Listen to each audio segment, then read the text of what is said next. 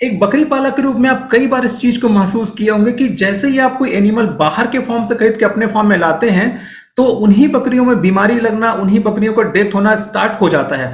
और यहां पे एग्जैक्टली आपको ये पता ही नहीं चल पाता कि आखिर ये हो क्यों रहा है। इसके पीछे मेनली दो रीजन है। पहला रीजन तो ये कि हमको ये पता ही नहीं हो पाता है कि वहां पे जिस जगह से आप उन बकरियों को ला रहे हो वहां पहले से उन बकरियों को कौन कौन सी बीमारियां थी, क्योंकि जिस किसान से आप उसको लेके आएंगे या जिस व्यापारी से आप उसको लेके आएंगे आपको वो कभी भी नहीं बताया, क्योंकि अगर वो बता दिए तो आप उससे बकरियां ही नहीं खरीदेंगे। और दूसरा रीजन है कि ट्रेवलिंग के टाइम में एक्सर्शन की वजह से, डिहाइड्रेशन की वजह से इन बकरियों में बीमारी लग जाता है और वो सुस्त पड़ जाता है, लूज पड़ जाता है, उसका इम्यूनिटी काफी डाउन हो जाता है, जिसकी वजह से उसको बीमारी लग जाता है या उसका डेथ हो जाता है।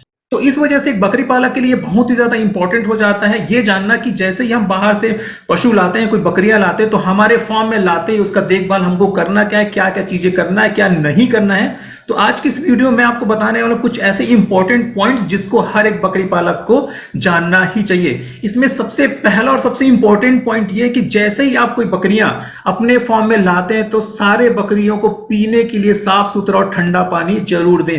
जितना पानी पी सके उनको आप पिलाएं, क्योंकि जनरली ट्रेवलिंग के टाइम में काफी ज्यादा उसके बॉडी का डिहाइड्रेशन हो जाता है और इसी डिहाइड्रेशन की वजह से एक तो उसका इम्यूनिटी भी डाउन हो जाता है, उसको शॉक लगने के भी चांसेस रहता है, और ऐसे में जब इम्यूनिटी डाउन होता है तो उसके बीमारी लगने के चांसेस भी बढ़ जाता है। तो ऐसा फार्मर आपका सबसे पहला काम है सारे बकरियों को साफ सुथरा ठंडा पानी पिलाना।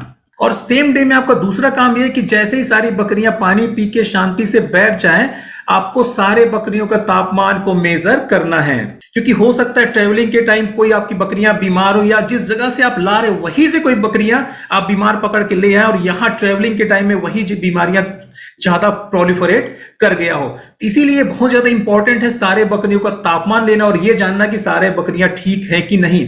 अगर सारे बकरियों का तापमान ठीक है तब तो ठीक है, अगर आपको थोड़ा भी तापमान में फ्लक्चुएशन लगता है किसी पर्टिकुलर बकरी का तो तुरंत उसको दूसरे बकरियों से दूर रखें और उसका अच्छे डॉक्टर से ट्रीटमेंट करवाएं। ये तो रही बात डे 1 का। और डे 2 में हमको अब आखिर करना क्या है, तो डे 2 में सबसे पहला काम एक बकरी पालक को करना है वो है सारे बकरियों को कृमि नाशक दवाएं खिलाना। क्योंकि जब आप दूर से बकरियों को ला रहे हैं तो आपको बिल्कुल भी इस बात का अंदाजा नहीं होता है कि उस पर्टिकुलर जगह में कैसी कैसी कृमि वहां पे पहले से ही है और कौन कौन सा कृमि आपकी बकरियों में पहले से ही इंफेक्शन डाल के बैठा है। अगर वो फार्मर आपको ये बताता भी है कि मैंने सारे बकरियों को 1 महीना पहले 2 महीना पहले कृमि नाशक दवाएं दे भी दिया है, तो भी आप उनके बातों में विश्वास ना करें। ये क्योंकि श्योरिटी यहां बिल्कुल भी नहीं कि वो पर्टिकुलर व्यापारी या पर्टिकुलर फार्मर सारे एनिमल्स को कृमिनाशक दवाएं दिया भी है कि नहीं दिया है। कृमिनाशक दवाएं देने का सेकंड रीजन ये है, अगर आपके फार्म में पहले से कोई एनिमल है तो अगर आपका यहाँ का एनिमल्स अगर हेल्दी है तो हो सकता है इन बकरियों की वजह से जिनको आप बाहर से ला रहे हैं, इन बकरियों की वजह से आपके जो बकरियां वो इन्फेक्टेड हो जाए। क्योंकि अगर भाई बाहर के आए हुए बकरियां अगर गोबर करेंगी तो उस गोबर के थ्रू, उनके पेशाब के थ्रू आपके जो हेल्दी बकरियां पहले से आपके फार्म में उनको भी डिसीज हो सकता है। और जैसे एक बार आप कृमिनाशक दवाएं दे लेते हैं तो सेकेंड काम आपको सेम डे में करना है सारे बकरियों को 5% मेलाथियोन में नहलाना। क्योंकि बकरियां जनरली बहुत लंबे लंबे बाल वाले होते हैं, उसके बालों के अंदर में टिक्स, लाइस, फ्लीस ये सब रहना बहुत ज्यादा कॉमन है। और यही सारे वो पैरासाइट्स हैं जो बकरी का हेल्थ भी बढ़ने नहीं देता, उनके खून को चूस लेता है, खराब करता है, जिनकी वजह से अच्छा प्रोडक्टिविटी आपको नहीं मिल पाता है। इसीलिए डे 2 में पहला काम आपका कृमिनाशक दवाएं देना और दूसरा काम सारे बकरियों को 5% मेलाथियोन में नहलाना। और डे 2 में आपको तीसरा काम यह करना है कि सारे बकरियों को AD3E का इंजेक्शन लगाना है और B कॉम्प्लेक्स का इंजेक्शन लगाना है। इस इंजेक्शन को लगाने का पर्पस ये होता है कि बाहर से अगर बकरियां आपके पास आ रही हैं तो कहीं ट्रेवलिंग के टाइम में उसका इम्यूनिटी तो कॉम्प्रोमाइज नहीं हो गया है या उसके बॉडी में एक्सर्शन तो नहीं हो गया है, उसका भूख तो खत्म ना हो गया है। इसी सब चीजों को देखने के लिए बहुत इंपॉर्टेंट हो जाता है उसको B कॉम्प्लेक्स का इंजेक्शन लगाना और AD3 का इंजेक्शन लगाना।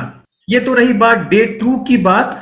अब डे 3 से लेकर डे 7 तक आपको सारे बकरियों को इंटेंसिव केयर में रखना है। इंटेंसिव केयर में रखने का पर्पस हमारा ये कि हमको ये क्लोजली ऑब्जर्व करना कि किसी बकरियों में कोई बीमारियां तो नहीं आ रही हैं। इस ड्यूरेशन में आपको अपने फार्म में उन बकरियों के बीच में जाना है और सारे बकरियों को अच्छे से देखना है, उसका इंस्पेक्शन करना है और ये अंदाजा लगाना है, ये फाइंड आउट करना है कि कहीं किसी बकरी को कोई बीमारी तो नहीं है। अगर आपको लगता है कि किसी पर्टिकुलर एनिमल को बीमार है तो उसको प्लीज वहां से हटा दें और उसका अच्छे डॉक्टर से ट्रीटमेंट करवाएं।